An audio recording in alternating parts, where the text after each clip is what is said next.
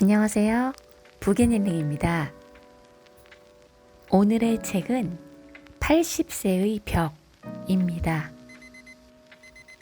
지은이 와다 히데키. 프롤로그 80세의 벽을 넘어서다. 남성 9년, 여성 12년. 이 숫자는 무엇을 의미할까? 이는 노인이 질병이나 인지장애로 몸져 눕거나 누군가의 돌봄 속에서 살아가는 평균 기간이다. 물론 원해서 자리보전하는 사람은 없다. 누구나 생이 다할 때까지 하고 싶은 일을 하고 좋아하는 음식을 먹으며 자유롭고 독립적으로 살기를 바란다. 하지만 현실은 다르다. 이 숫자가 세계 최고 장수 국가인 일본의 현 주소이다. 다음과 같은 국가의 조사 결과도 있다. 이미 알고 있는 사람도 있을 테고 혹은 전혀 알고 싶지 않은 사람도 있겠지만 앞으로 다가올 80세의 벽을 넘어서려면 먼저 이 숫자들을 확인해 둘 필요가 있다. 심신이 건강하고 홀로 생활이 가능한 나이를 건강수명이라 한다. 건강수명은 남성이 72.68세, 여성이 75.38세다. 평균적으로 남성은 72세, 여성은 75세가 되면 다른 사람의 돌봄이 필요하다는 뜻이다. 쉽게 말해 질병이나 인지장애로 자리 보전할 정도는 아니어도 신변의 일을 스스로 처리하지 못하기 시작하는 평균적인 나이다. 물론 이는 통계상의 숫자일 뿐 모두가 그리 되지는 않는다. 지금 이 책을 읽고 있는 독자 여러분 가운데도 건강수명을 넘기고서도 건강히 생활하는 사람들이 있지 않겠는가? 그런 사람들이라면 나는 평균 건강수명을 넘겼다고 자신감을 가져도 좋을 것이다. 평균수명. 평균수명은 남성이 81.64세, 여성이 87.74세이다. 평균수명이란 평균적으로 몇 살까지 사는가를 의미한다. 한마디로 몇 살에 죽느냐이다. 평균수명은 앞으로 점점 더 증가하여 인생 100년, 100세에 가까워질 것이다. 그렇지만 아무리 오래 살 수 있다고 해도 건강수명이 늘지 않으면 누군가의 손길을 필요로 하거나 침대에서 생활해야 하는 기간만 길어질 뿐이다. 그 기간은 현재 남성이 9년, 여성이 12년이다. 건강하지 못해도 오래 살고 싶다라고 생각하는 사람도 있을 테지만 가능하면 힘차고 건강하게 살고 싶을 것이다. 필자 역시 그렇다. 그래서 이 책을 썼다. 사망자 수란 사망한 사람의 수를 나이별로 조사한 것이다. 가장 많이 사망하는 나이는 남성이 85세, 여성이 90세였다. 물론 더 오래 사는 사람도 많다. 2021년 발표에 따르면 85세 이상의 남성이 208만 명, 90세 이상의 여성이 192만 명이나 된다. 이 통계들을 보고 어떤 생각이 드는가? 80대는 70대와는 전혀 다르다. 오늘은 건강해도 내일은 어찌 될지 모르는 나이이다. 서운한 마음이 드는가? 아니면 의욕이 생기는가? 구체적인 숫자를 제시한 이유는 여러분을 낙담시키기 위해서가 아니다. 남은 인생을 만족스럽게 보내길 바라서이다. 필자는 61세이다. 약 35년간 노인 전문 정신과 의사로 임상 현장에 종사했다. 지금까지 진료한 환자 수만 6천 명이 넘고 돌봄 시설이나 강연회 등까지 합친다면 1만 명은 좋게 넘는다. 내 입으로 말하기 쑥스럽지만 노년의학 전문가라고 자부한다.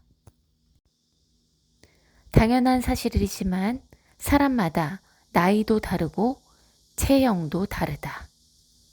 즉, 한 명 한 명이 전혀 다른 인생을 살아온 완전히 다른 사람들이다. 하지만 모든 사람에게는 공통되는 사항이 있다.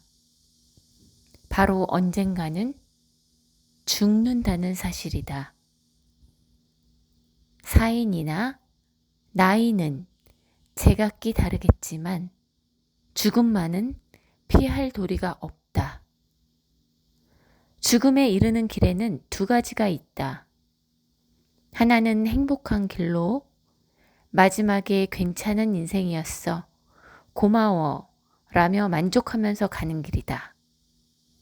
다른 하나는 불행한 길로 그때 혹은 어쩌다 이렇게 라며 후회하면서 가는 길이다. 어느 쪽을 선택하고 싶은가? 물을 필요도 없다. 80세 이후는 70대와 완전히 다르다. 어제까지 가능했던 일이 오늘은 안 되는 상황을 수없이 맞닥뜨린다. 컨디션 난조를 겪는 일도 잦아진다. 암, 뇌경색, 심근경색, 폐렴 등 생명을 위협하는 질병도 생기기 쉽다. 치매인가? 라는 생각에 자신감을 잃는 일도 있으리라.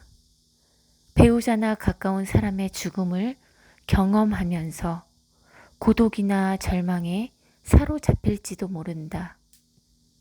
생로병사의 거대한 벽이 거친 파도처럼 덮쳐온다.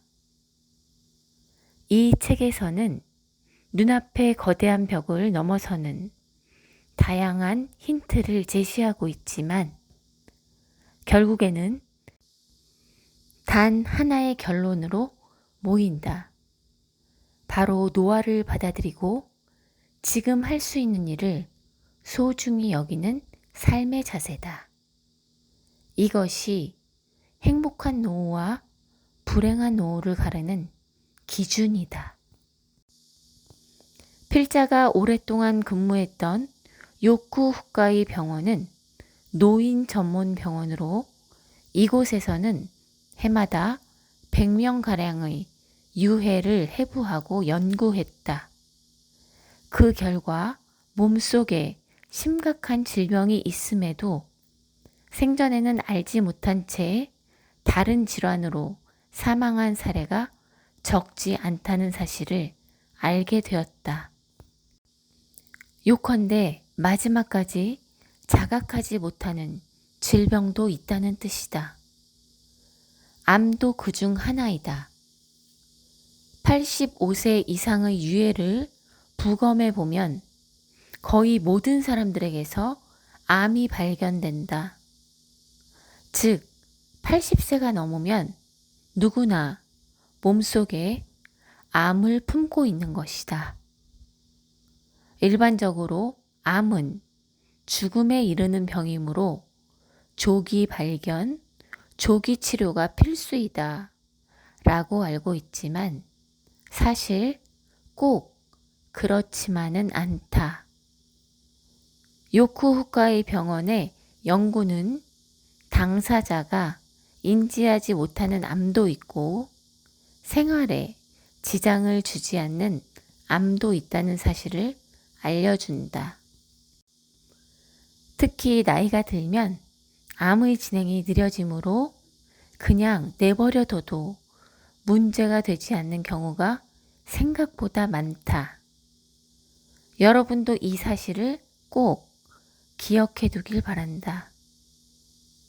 이 사실로 알 수 있는 선택지는 무엇일까? 바로 80세 이후에는 참지 않고 살아가기이다. 암에 걸리지 않으려고 식사를 제한하고 좋아하는 술이나 담배를 삼가는 분위기가 있는데 80이 넘으면 몸속에 이미 암이 있을 가능성이 크다. 그러므로 암에 걸리지 않으려고 참는 행위는 의미가 없다. 좋아하는 음식이나 술을 먹고 마시는 편이 오히려 스트레스를 줄이고 즐겁게 사는 방법이다. 실제로 암을 무리하게 절제하여 스트레스를 받으며 살기보다 원하는 일을 하며 편안한 마음으로 지내는 편이 면역력이 높아진다고 한다. 그리고 이것이 암의 진행을 늦춘다고 알려져 있다. 그러면 인지장애는 왜 생길까? 답은 매우 간단하다. 나이를 먹기 때문이다. 다만 80세가 넘어서 발현되는 인지장애는 대체로 매우 더디게 진행된다. 실제로는 증상이 나타나기 20년쯤 전부터 서서히 진행된 것이지만 대체로 알아차리지 못한다. 인지장애는 증상이 발현된 이후에도 계속 진행되며 근본적인 치료는 불가능하다. 부검을 통해 알게 된 사실이 또 하나 있다. 암과 마찬가지로 85세가 넘는 거의 모든 고령자의 뇌에서 이상이 발견되었다는 점이다. 대부분 알츠하이머형 뇌 변성이다. 즉, 인지장애는 병이라기보다 노화 현상에 가까워서 나이가 들면 누구나 생기는 증상이다. 근력이 쇠약해져서 운동 능력이 떨어지거나 피부에 주름이 잡히고 흰머리가 생기는 것과 같은 이치이다. 인지장애 증상이 발현되는 나이를 조사한 데이터를 보면 한층 확실해진다. 60대 증상이 나타나는 사람은 1, 2%에 불과하지만 70대 전반에는 3, 4%, 70대 후반에는 10% 정도가 된다. 80대 전반에는 20%가 넘는데 이때부터 단숨에 큰 폭으로 증가한다. 80대 후반에는 40%, 90세에 60%, 95세에는 80% 정도가 인지장애를 겪는다. 죽을 때까지 인지장애를 겪지 않았다라고 주장할 수도 있겠지만 그 사람은 인지장애가 발현되기 전에 사망했을 뿐이다. 좀 더 오래 살았다면 틀림없이 증상이 나타났을 것이다. 이 사실이 알려주는 정답은 역시 하나이다. 바로 지금 마음껏 원하는 일을 하며 즐겁게 살아야 한다. 변화가 없는 따분한 일상은 뇌의 활동을 둔화시킨다. 또한 스트레스가 많은 생활도 뇌에 손상을 준다. 반대로 새로운 일이나 좋아하는 일을 하면 뇌는 자극을 받아 활성화된다. 이를 통해 인지장애의 발현을 늦출 수 있다. 80세라고 하면 과거에는 인생의 종착지 같은 느낌이었다. 하지만 오늘날에는 100세 인생이라 하여 갑자기 20년이나 늘어나 꼬린 지점이 멀어졌다. 수명이 길어진 일은 기쁘지만 실은 조금 걱정되는 점도 있다. 왜냐하면 많은 고령자들이 오래 살아야 한다는 강박에 사로잡혀 있기 때문이다. 여러분은 다음 문항을 보고 느끼는 점이 없는가?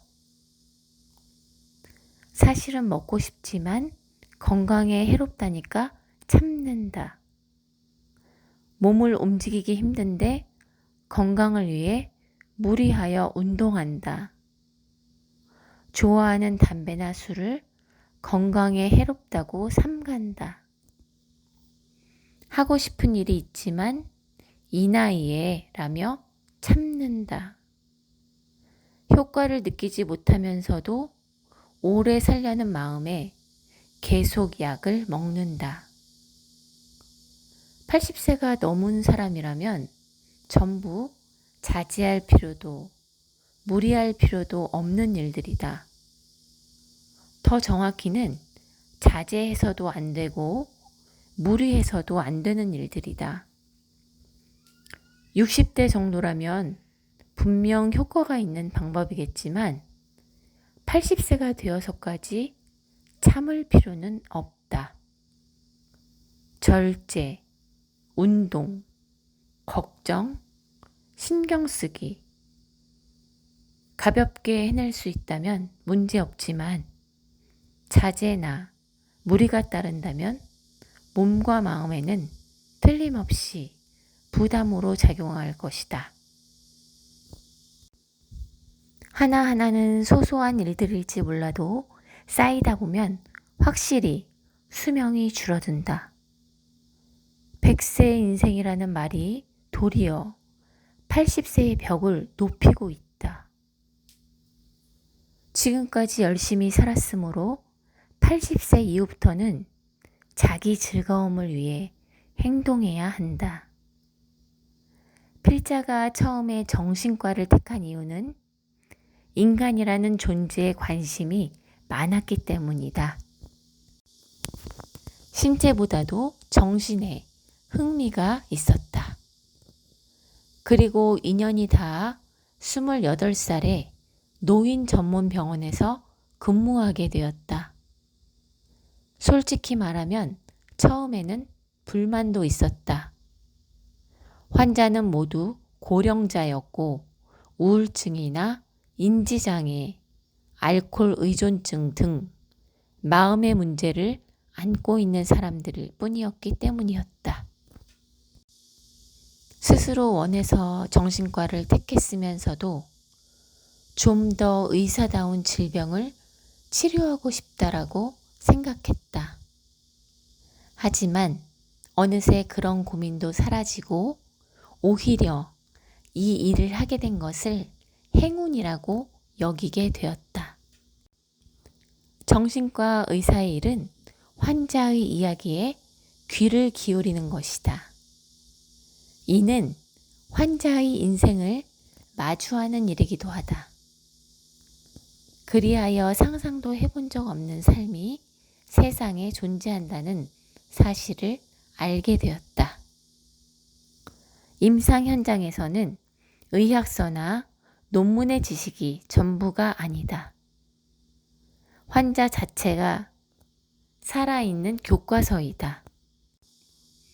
누구에게나 나름의 드라마가 있고 한 사람 한 사람이 그 주인공이다.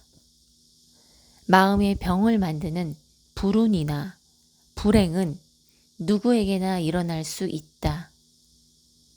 환자들을 접하면서 필자는 인간은 누구나 오직 하나뿐인 존재이며 인생에는 우열이 없다는 사실을 깨닫게 되었다.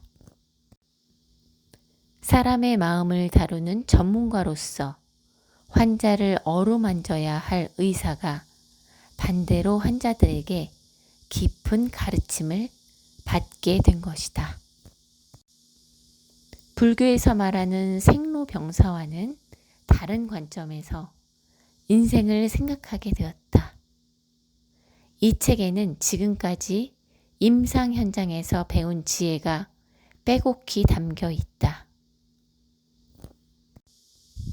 여기까지 키워준 환자들에게 감사드리며 은혜를 갚는다는 마음으로 깨우친 바를 전하려 한다. 노부모가 있는 40대, 50대, 60대라면 꼭 읽어보길 바란다. 오래 살아주신 부모님께 감사를 전하자. 지은이 와다 히데키 제1장 의사, 약, 병원의 벽을 넘어서다. 80세가 넘으면 건강검진은 하지 않아도 된다. 오랫동안 노년 의료 현장에 종사한 경험으로 볼 때 특히 80세 이상의 고령자에게는 수치를 정상에 맞추려고 약을 먹다가 건강을 해치는 사람이 있는가 하면 잔존 능력을 잃거나 수명을 단축하는 사람까지도 있다. 의사에게 의존하지 말라. 의사에게는 건강이라는 관점이 없다. 의사의 불섭생이라는 말이 있다. 의사가 자기 건강이나 신체에는 무관심하다는 뜻이다. 거짓말 같은 참말로 많은 의사들은 환자에게는 약이나 검진을 권하지만 정작 본인은 원하지 않는다. 아마도 약이나 검진으로 수명이 크게 늘어나지 않는다는 사실을 경험적으로 알고 있기 때문이리라. 그러면서 그들은 환자에게 혈압이 높다거나 간 수치가 나쁘다며 다량의 약을 처방하고 작은 암이 발견되었다며 수술을 권한다. 결과는 어떨까? 환자는 약에 치이거나 작은 암과 함께 장기의 일부를 절제하게 될 수도 있는데 젊을 때는 그래도 상관이 없다. 하지만 80세 이후에는 이런 치료가 도리어 컨디션 난조나 수명 단축의 원인이 될 수도 있다. 이것이 과연 여러분이 바라는 행복한 노후인가? 병원에 가지 않았더니 사망자 수가 줄었다. 흥미로운 사례 2가지를 소개하려 한다. 첫 번째 사례는 2020년에 코로나19의 영향으로 병원을 찾는 사람이 큰 폭으로 줄었다. 코로나에 걸리고 싶지 않다며 웬만한 정도는 참았으리라. 특히 고령자에게서 그러한 경향이 많아 보였다. 그 결과 뜻밖의 현상이 나타났다. 일본인의 사망자 수가 감소한 것이다. 즉, 병원에 가지 않아야 죽지 않는다는 아이러니한 상황이 발생한 것이다. 두 번째는 홋카이도에 있는 유바리시의 사례인데 유바리시는 주민의 절반가량이 고령자로 일본에서 고령화율 1위로 알려진 도시이다. 주민들에게 병원은 목숨을 지키는 생명선과 같은 존재였다. 그런데 2007년에 유바리시의 재정이 파탄나서 하나밖에 없던 시립종합병원이 문을 닫고 조그만 진료소로 대체되었다. 171개였던 병상 수는 19개로 줄었고 전문의도 없어졌다. 고령자가 많은 도시인지라 앞으로 어떻게 될지 지역 주민은 물론 많은 사람이 걱정했다. 결과는 어땠을까?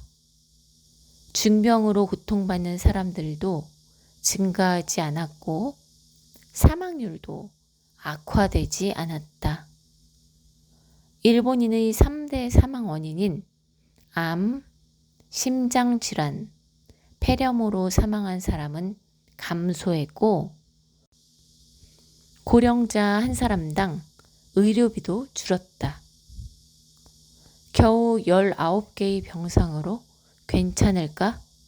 라는 걱정은 기후에 지나지 않았다.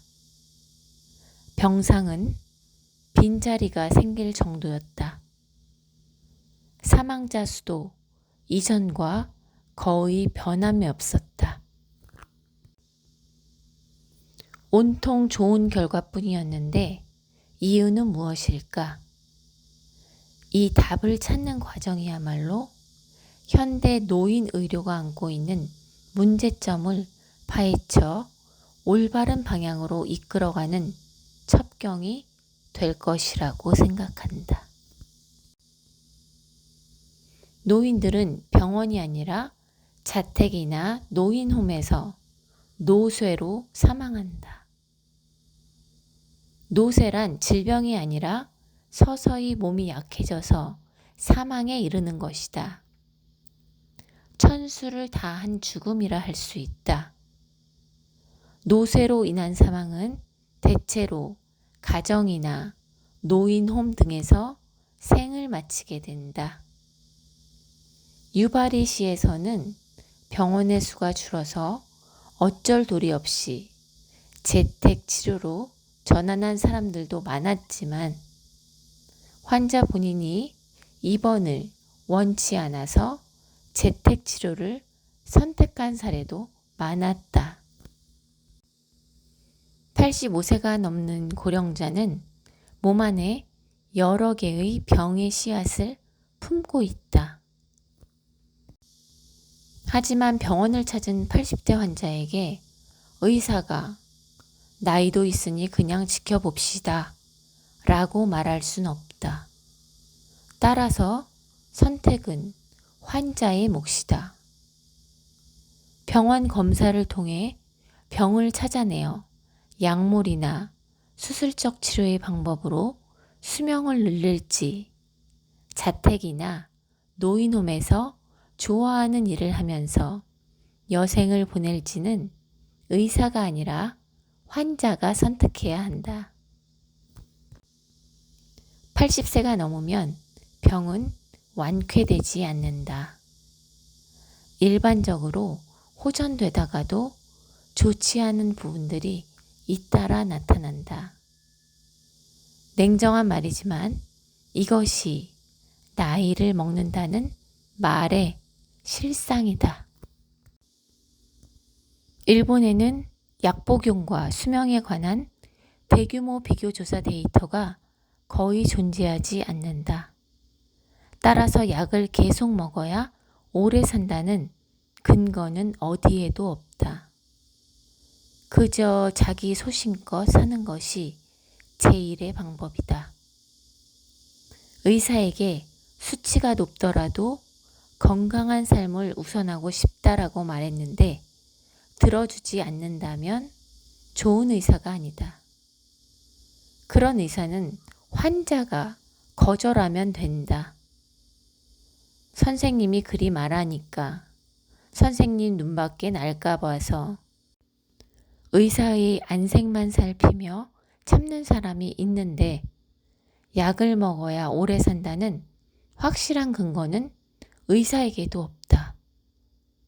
본래 약이란 몸이 좋지 않을 때 치료를 위해 먹는 것이다.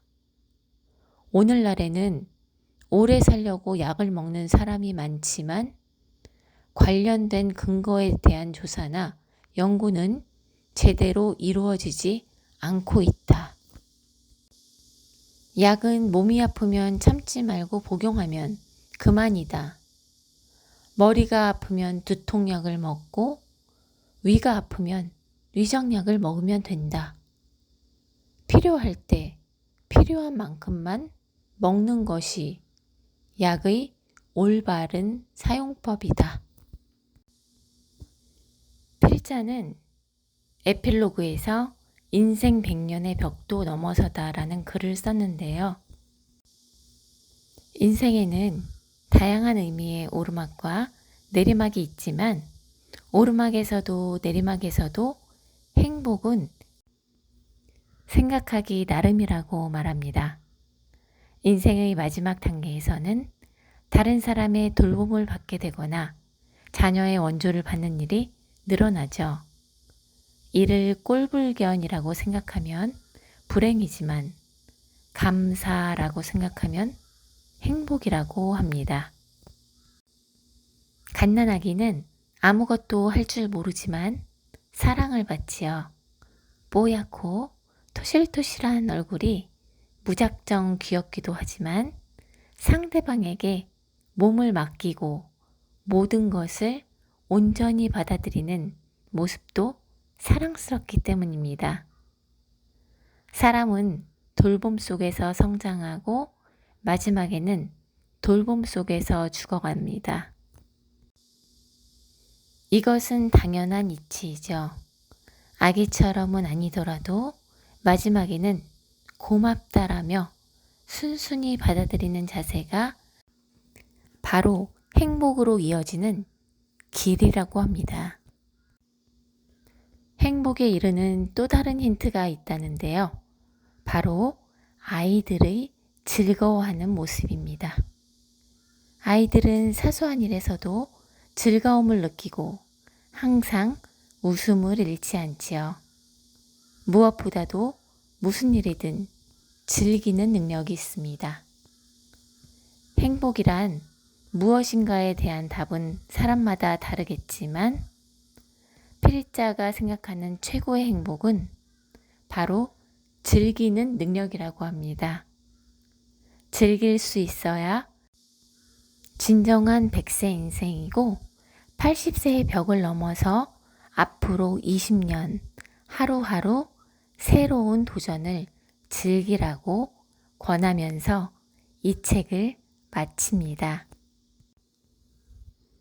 80세의 벽을 넘어서면 인생에서 가장 행복한 20년이 기다린다는 이 책을 통해 많은 편견과 선입견을 없앨 수 있었고 삶의 지혜까지 덤으로 얻는 느낌이 들었습니다. 그럼 저는 오늘 여기서 인사드리고 다음 시간에 좋은 책으로 다시 돌아오겠습니다. 함께 해주셔서 정말 감사합니다.